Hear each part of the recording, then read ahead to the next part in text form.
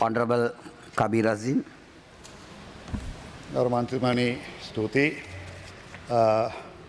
ප්‍රථමයෙන්ම මේ පිරිපහදුව වැසීම පිළිබඳව ලොකු කෘතුහලයක් රට තුළ ඇති වෙලා තියෙන බව ගරු අමාත්‍යවරයාට මම කියන්න කැමතියි. ඇමතිතුමා දිගටම කියනවා පිරිපහදුව පාඩුයි කියලා. එතුමා ප්‍රකාශයක් කරලා තිබුණා මේක පාඩුයි කියලා. මම මේ ගැන විශේෂයෙන්ම මේ පසුපස ලොකු කුමන්ත්‍රණයක් තියෙන බව අපිට පෙනී යනවා. තෙල් මිල ලංකාවේ තීරණය කරන්නේ කොහොමද? තෙල් මිල තීරණය කරන්නේ සිංගප්පූරු ජාත්‍යන්තර වෙළඳපොලේ බැරලයක මිලක් හදලා ඒ බැරලයක මිල හදන්නේ සිංගප්පූරු ෆ්ලැට්ස් මිල සහ ප්‍රීමියම් කියන රේට් එක. එතකොට බැරලයක මිල සිංගප්පූරු වෙළඳපොලේ යන බැරලයක මිල සහ ප්‍රීමියම් එක කියන්නේ නැව් ගාස්තුව සහ රක්ෂණය සහ නැව් සමාගම් වලට එන ලාභය. එතකොට ඒ විදිහට තමයි අපි තෙල් ගැනීම සිද්ධ කරන්නේ ලන්සු කැඳවීම හරහා. ලංකාව දල වශයෙන් වාර්ෂිකව බොරතෙල් නැව් 20-24ක් අතර ගෙන්නනවා වසරකට. එතකොට එක ලෝඩ්ඩයකට මෙට්‍රික් ටොන් 90000ක් එනවා. ඒ කියන්නේ මෙට්‍රික් ටොන් 90000ක් කියන්නේ බැරල් තෙල් බැරල් බොරතෙල් බැරල් 5,40,000ක් එක ලෝඩ්ඩයකට එනවා. ඒක තමයි සාමාන්‍යයෙන් එන ඕඩර් ප්‍රමාණය. දැන් khනිජ තෙල් සංස්ථාව ඒක සාමාන්‍යයෙන් බොරතෙල් හෝ පිරිපහදු කරපු තෙල් ගැනීමේදී ටර්ම් ටෙන්ඩරයක් හරහා තමයි ලන්සු කැඳවීම කරන්නේ. ටර්ම් ටෙන්ඩරයක් දැම්මම සාමාන්‍යයෙන් මාස 6ක් මාස 9ක කාලයකට ඕඩරයක් ලන්සු කැඳවීමක් හරහා තෙල් ලබා ගන්නවා. එහෙම ගත්තම ඒ තෙල් බැරලයක මිල සහ ඒකට ප්‍රීමියම් එකක් අය වෙනවා. ඒ ප්‍රීමියම් එක ටර්ම් ටෙන්ඩර් එකට එන්නේ $7.8යි. එතකොට ඒක තමයි සාමාන්‍ය ගාන. ඒ ප්‍රීමියම් එක සමහර විට විටින් විට වෙනස් වෙනවා. හැබැයි දැන්ට පවතින මිල $7.8යි. සමහරලාට ඒක පොඩ්ඩක් එහාට මෙහාට වෙන්න පුළුවන්. හැබැයි ටර්ම් ටෙන්ඩරේ හදිස්සියට අපේ තෙල් ඉල්ලීම රට තුළ වැඩි වුණා නම් එහෙම නැත්නම් ටර්ම් ටෙන්ඩරේ දාපු එක්කෙනාට වෙලාවට තෙල් සපයන්න බැරි වුණා නම් අනාගත නම් සමහර විට ස්පොට් ටෙන්ඩරයකට යනවා. දැන් ස්පොට් ටෙන්ඩරයක් කියන්නේ හදිසි ලන්සු ක්‍රමයක්. එතකොට ස්පොට් ටෙන්ඩරෙත් කරනවා khනිජ තෙල් සංස්ථාව. එහි තෙල් මිල ගන්නකොට බැරල් එකක් සහ ඒකේ ප්‍රීමියම් එක $2.60යි සාමාන්‍යයෙන්. ඒ කියන්නේ අරක ටර්ම් ටෙන්ඩරේට ප්‍රීමියම් එක $1.68යි මේක $2.60යි. ඒ කියන්නේ ඒ ප්‍රීමියම් දෙක අතර ටර්ම් ටෙන්ඩරේට වඩා ස්පොට් ටෙන්ඩරෙන් ගත්තනම් එක බැරලයකට $1.752ක් වැඩිපුර අපේ රජයෙන් ගෙවන්න වෙනවා සැපයුම් කරුවට. ඒක තමයි යථාර්ථය. දැන් ළඟදී khනිජ තෙල් සංස්ථාවේ දැන් ජූලි මාසේ ටෙන්ඩරයක් ක්‍රියාත්මක කරා. ටර්ම් ටෙන්ඩරයක්. ඒකයි එක ඒ බිඩ් එක දැම්මේ බැරල් මිලියන 6.3කට මර්බන් ක්‍රූඩ් වලට. ඒක මාස 9ක කාලයකට ජූලි 2021 සිට පෙබ්‍රවරි 28 දක්වා. ඒ කාලය තුළ එක tender notice Ceylon petroleum corporation කියන ටෙන්ඩ කැඳවීමේ ලිපිය මංගාව තියෙනවා ගරු ඇමතුමනි. ඒක ප්‍රින්ට් අවුට් එකක් දෙන්න පුළුවන්. ඒ අවස්ථාවේදී පිළිගත්ත ජාත්‍යන්තර සැපයුම්කරුවෝ අපිට හැමදාම ගනුදෙනු කරන khනිජ තෙල් සංස්ථාවත් එක්ක ජාත්‍යන්තර ප්‍රමිතියක් තියෙන අය ලන්සු කැඳවීම් වලට ඉල්ලුම් කරා. ස්විස් සිංගප්පූරු කියන සමාගම, ඉනොක් කියන සමාගම, පෙට්‍රෝ චයිනා කියන සමාගම මේකට සම්බන්ධ වුණා. හැබැයි මොකද්ද වුණේ? මෙතන තමයි ලොකුම මගඩිය වුණේ. මේ මහා ලොකු වංචාවක්, මහා පරිමාණයේ හොරකමක් සිදු වෙලා තියෙනවා.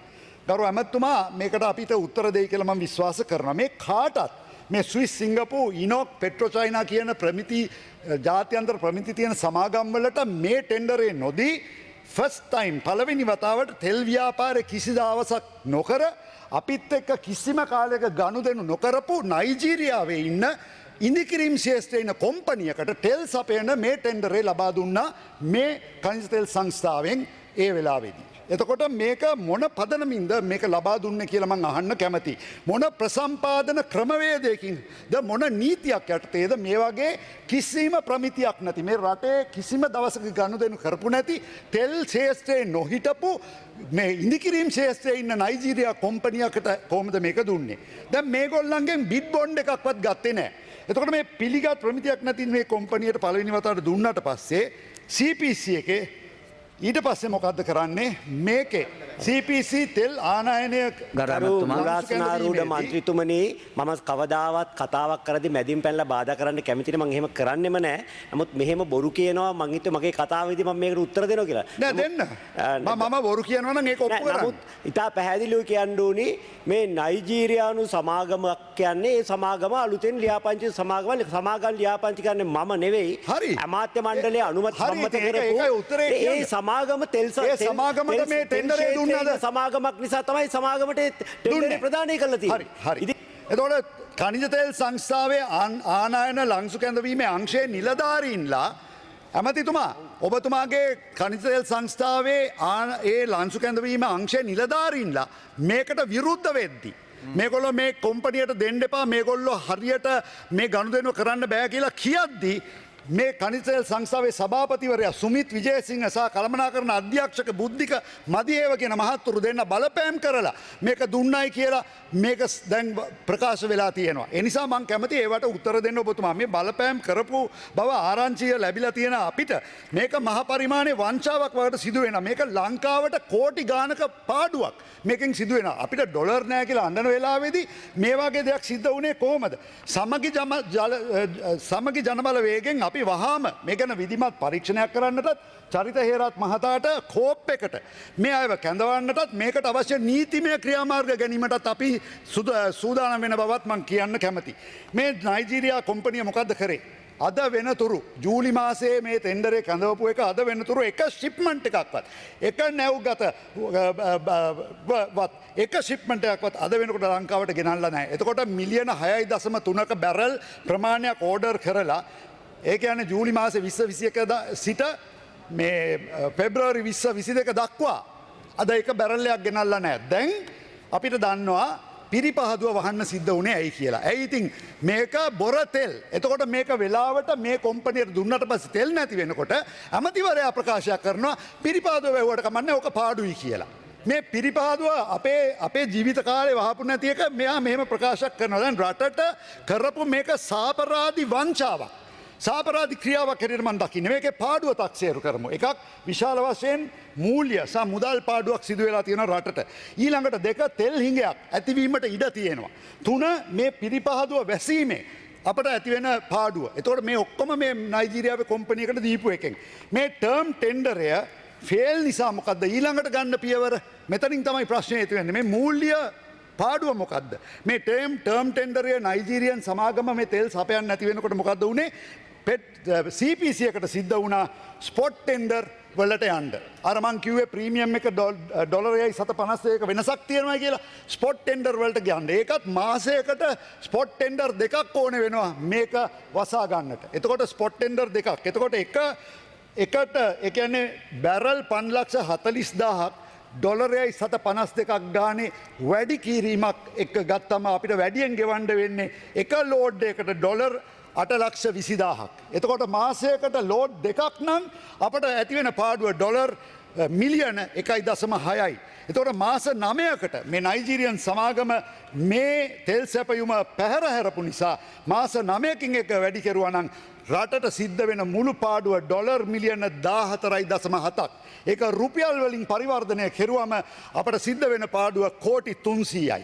එතකොට මේ වෙලාවේදී ඩොලර් නැති වෙනකොට මේ වගේ සිද්ධියකින් කෝටි ගානක පාඩුවක් අපේ රටට සිද්ධ කරලා කෝටි 300ක් ඩොලර් වලින් ඩොලර් මිලියන 14ක් ඊයේ පෙරේදා චීන සමාගමත් එක්ක කුණු පෝර ගේන්න ගිහලා එතන ඩොලර් 6යි. එතකොට මේ වගේ අපරාධ සිදු කරන්නේ මොකටද කියලා මම අහන්න කැමතියි. එතකොට මේක ඊට අමතරව වෙන පාඩුව මොකද්ද? අපි දැන් ගේන්නේ රිෆයින් පෙට්‍රෝලියම්. එතකොට පිරිපාදුක බොර තෙල් නැහැ. එතකොට අපිට නැප්තා වෙනම ගන්න වෙනවා. හෙවි ෆුවල් වෙනම ගන්න වෙනවා. ජෙට් ෆුවල් වෙනම ගන්න වෙනවා. එතකොට මේ ඔක්කොම ඇති වුණාම මේ ප්‍රශ්නය තවත් උග්‍ර වෙන්නේ ගෝඨාභය රාජපක්ෂ ජනාධිපතිවරයා නිර්මාණය කරපු මූල්‍ය ප්‍රශ්නය. එතුමාට මේකෙන් ගැලවෙන්නත් බෑනේ. ජනාධිපතිතුමානේ මේ ඔක්කොම බලන්නේ. එතකොට එතුමා මොකද්ද කරන්නේ? අපට ජාත්‍යන්තර ප්‍රජාවේ අපේ විශ්වාසය බිඳ වැටිලා තියෙනවා. අද කිසිම ජාත්‍යන්තර බැංකුවක් හෝ ආයතනයක් අපේ බැංකු වලින් දෙන ණයවර ලිපි බාරගන්නේ නැහැ, පිළිගන්නේ නැහැ. ඒක ඇමතුමා දන්නවා. එයාට ඒක ප්‍රශ්නයක් තියෙනවා. එතකොට ඊළඟට දැන් අපි LC එකක් ඇරියත් හැම සැපයුම්කරුවෙක්ම බැංකුවක් අපෙන් අහනවා ක්‍රෙඩිට් ඩිෆෝල්ට් ඉන්ෂුරන්ස් එකක්. ඇමතුමා ඒක දන්නවත් දන්නේ නැහැ. පැහැර හැරීමේ රක්ෂණයක්. එතකොට ඒ ක්‍රෙඩිට් ඩිෆෝල්ට් ඉන්ෂුරන්ස් එකක් දෙන්නේ ඩොලර් මිලියන 50ට විතරයි. ඊට වැඩිය ෂිප්මන්ට් වලට දෙන්නේ නැහැ. එතකොට බොරතෙල් ගේන ෂිප්මන්ට් වල වටිනාකම ඩොලර් මිලියන 50ට වැඩි නිසා අපිට දැන් බොරතෙල් ගේන්න විදියක් නැහැ. ඒ නිසාත් ඒක දෙවනි හේතුව. ඒ නිසාත් තමයි පිරිපාදුව හෙමින් වහලා පිරිපහදුව පාඩුයි වැඩක් නැහැ කියලා ඇමතිවරයා ප්‍රකාශයක් කරනවා. අපි දකින්නේ මේක අපේ රටේ ඉතිහාසයේ පළවෙනි වතාවට තෙල් නැතුව බොර තෙල් නැතුව පිරිපාදුව වහපු එකම අවස්ථාව අපේ ඉතිහාස පොත්වල ලියවෙයි මේක නම්. එතකොට මේක අපිට පේන්නේ මේ රටේ තෙල් සුරක්ෂිතභාවයට අවදානම් තත්ත්වයක් ඇති වෙනවා. ජාතික සම්පත් විකිණීමේ වැඩපිළිවෙලෙන් මේ කුමන්ත්‍රණ එක කොටසක් තමයි කරන්නේ. මේක වසා ගන්න තමයි මේ එක කතන්දර හදලා කියන්නේ අපට මේ පිරිපාදුව පාඩුයි අපට මේ ඩොලර් නැහැ එක කතාවල් කියන්නේ මේ නයිජීරියන් කොම්පනියට ගිහිල්ලා මේක දීලා හොර බිස්නස් එකක් කරන්න ගිහිල්ලා හිර වුණාට පස්සේ නයිජීරියන් කොම්පනියට තෙල් දෙන්න බැරි වුණාම පිරිපාදුවම වහලා කියන ඕක විකුණන්න වෙනවා කියලා. මේක තමයි ඇත්ත කතාව. මෙතුමාගේ තර්කවල කිසිම තාර්කික භාවයක් නැහැ. න්‍යායානුභාවයක් නැහැ. එතකොට මම ඒක කියන්නේ ඇයි? පළවෙනි පියවර මේ අමාත්‍යවරයා මොකද්ද කරන්නේ? මේ අමාත්‍යවරයා දැන් මාස ගානකට කලින් මේ සභාවටත් ඇවිල්ලා කියනවා පෙට්‍රෝලියම් එකේ පනත 1960 පනත සංශෝධනය කරන්න ඕනේ කියලා එතුමා කැබිනට් පත්‍රිකාවක් දානවා. ඒ කැබිනට් පත්‍රිකාවේ එතුමා මොකද්ද කියන්නේ? ඒකේ ඉල්ලන්නේ පෙට්‍රල්, ඩීසල්, භූමි තෙල් සහ දැවි තෙල් ආදී ඛනිජ තෙල් නිෂ්පාදන හා විකල්ප ඉන්ධන ආනයන අපනයන පිරිපහදු කිරීම, විකිණීම, සැපයීම, නිෂ්පාදනය කිරීම, මිශ්‍ර කිරීම හා බෙදා හැරීම සඳහා විධිමත් තෝරා ගැනීමේ ක්‍රමවේදයක් යටතේ සුදුසුකම් ලබන ඕනෑම පාර්ශ්වයක් වෙත අමාත්‍ය මණ්ඩල අනුමැතිය මත අවසර ලබා දීම සඳහා විෂය භාර අමාත්‍යවරයා වෙත බලතල ලබා දීමට. එතකොට මේක දෙන්න මේ කැබිනට් පත්‍රිකාවෙම දාලා හදාගෙන තමයි මේ පසුබිම හදන්නේ. එතකොට ඊළඟට දෙවනුව මේකොල්ල ප්‍රකාශයක් කරනවා ඇමතිතුමා පිටරට ගිහිල්ලා දිගටම කියන විදේශ ආයෝජකයෝ විශාල පිරිසක් ඉන්නවා ඔමාන් වලට ගිහිල්ලා එහෙමුත් එන්න පිරිපාදුව හදන්න ඉන්නවා කියලා ප්‍රකාශයක් කරනවා. තුන්වෙනි එක තමයි පිරිපහදුව හෙමින් වහනවා. බොරතෙල් නැතුව කියලා වහනවා. එතකොට මේක පාර හදන හැටි. ඊළඟට ඩේලි FT පත්තරේ නොවැම්බර් 19 වෙනිදා 2021 පිරිපහදුවෙන් බොරතෙල් පිරිපහදු කිරීම පාඩුයි කියලා අමාත්‍යවරයා ප්‍රකාශයක් කරනවා. පිටරටින් පෙට්‍රල්, ඩීසල්, භූමි තෙල් ගේන එක ඊට වඩා ලාභයි කියලා එතුමා දැන් පාර කපනවා පිරිපාදුව විකුණන්න. දැන් දැක්කද යන පිළිවෙත. හැබැයි අර නයිජීරියන් කාර්යයත් එක්ක දාපු ඩීල් එක ගැන කතා කරන්නේ නැහැ. එතකොට මේක වහන්න පසුබිම හදලා එතුමා මෙහෙම කියද්දි මෙන්න ඛනිජ තෙල් සංස්ථාවේ ඉංජිනේරවරු හදාපු මේ ප්‍රස්ථාරය මම ඉදිරිපත් කරනවා. මේක මම හැන්සට් ගත කරනවා. මේක පෙන්නනවා අද අපේ පිරිපාදුව 120ක කාර්ය සාධකයක් එක්ක වැඩ කරන පිරිපාදුවටත් දැන් බොරතෙල් වලින් පිරිපාදු කරන තෙල් අපි පිරිපාදු කරපු තෙල් ගේනවට වඩා 10%ක වාසියක් තියෙන බව මේගොල්ලෝ සාහිතික කරලා පෙන්නනවා. එතකොට අපේ පිරිපාදුව හරියට හදලා 80%ක කාර්ය සාධක තත්ත්වයක් ඇති කරන්න මේකේ 60-70ක ලාභයක් ගන්න පුළුවන් පිරිපාදුවක්. මේක බොරුවට ඇවිල්ලා කියන මේක විකුණන්න මේ හදන මේක පාඩුයි කියලා. මේක තමයි ඇත්ත තත්ත්වය. මම මේක හැන්සට් ගත කරනවා ගරු මන්ත්‍රීතුමනි. ගරු මන්ත්‍රීතුමනි ඇමතුමාගේ කළමනාකරන අධ්‍යක්ෂක බුද්ධික මදිහේව මහතා එයා පත්තරයට ඩේලි මිරර් පත්තරයට ප්‍රකාශයක් කරනවා දැන් පිරිපහදුව ගන්න ආයෝජකයෝ ඇවිල්ලා තියෙනවා BOT එකට දෙනවා ඩොලර් බිලියන 3ක ප්‍රොජෙක්ට් එකක් තියෙනවායි කියලා. එතුමා කියනවා CPC පනතත් අපි සංශෝධනය කරලා තියෙනවායි කියලා. ඊළඟට කියනවා සක්‍රියතා වාර්තාවක් ඔක්තෝබර් මාසේ ලැබුණා. අපි දැන් ලැහැස්ති. එතකොට මෙතුමා මේක වහන්නේ මොකටද? මේක ඇවිල්ලා කතා කරන්නේ දේශප්‍රේමීත්වය ගැන කතා කරලා එතුමාගේම මොකක්ද අර පිවිතුරු හෙළවුරුමෙන් මෙතුමා කියනවා මෙන්න මෙතුමා කියන එක. එතුමාගේ ප්‍රතිපත්ති ප්‍රකාශනය කිසිදු ආණ්ඩුවකට වරාය ගුවන් තොටුපළ අධිවේගී මාර්ග විදුලි බලාගාර තෙල් පිරිපහදු වැව් සහ ගංගාවැනි උපාය මාර්ගික වශයෙන් වැදගත් සම්පත් සිය දූර කාලය ඉක්ම වී යනසේ විදේශිකයන්ට බදු දීමට නොහැකි වන අයුරින් සීමා පැනවිය යුතුයි. අපෝ ලස්සනට මේ වගේ කුහකකම්. හරි එතකොට මම අහන්නේ ඇමතුමාගෙන්. එතකොට මේ ආණ්ඩුව කරන මේ වගේ වාංඡනික වැඩ මම අහන්නේ ඇමතුමාගේ මේ තර්ක අපිට පිළිගන්න බෑ. මොකද මේ කියන්නේ මේ බොරතෙල් පිරිපාදු මේ පිරිපාදු කිරීමට ප්‍රශ්නයක් ඇති කරලා මේක වසා දැම ඕනකමි. එතකොට මේක දැන් විකුණන්නට සකස් කරගෙන තමයි එතුමා කටයුතු කරන්නේ.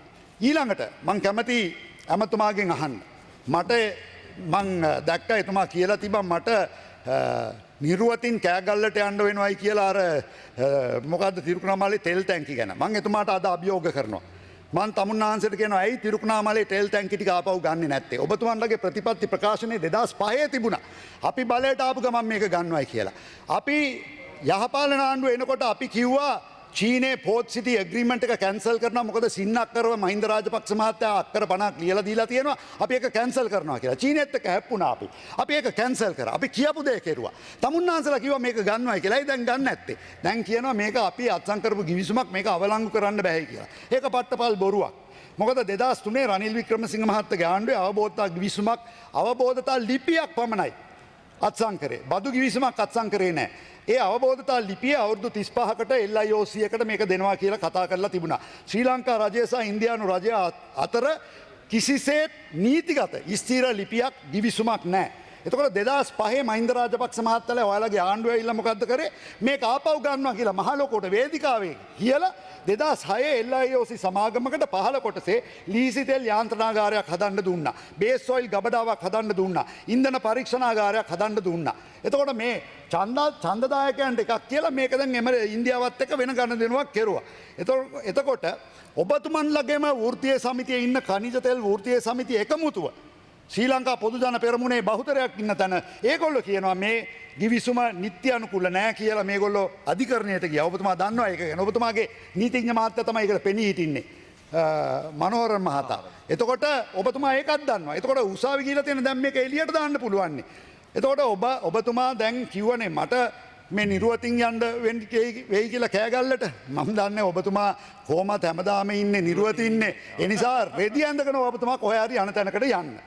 දැන් මේ ඉන්දෝ ලංකා ගිවිසුම හරි ඔබතුමා කියනවනේ ඉන්දෝ ලංකා ගිවිසුමෙන් මේක දුන්නා කියලා පට්ට බොරුවක්. The accord was entered into specifically, Honorable Minister, to deal with resolving of the ethnic problems of Sri Lanka and the consequent violence and for the safety, well-being and the prosperity of people belonging to all communities of Sri Lanka, unquote, right?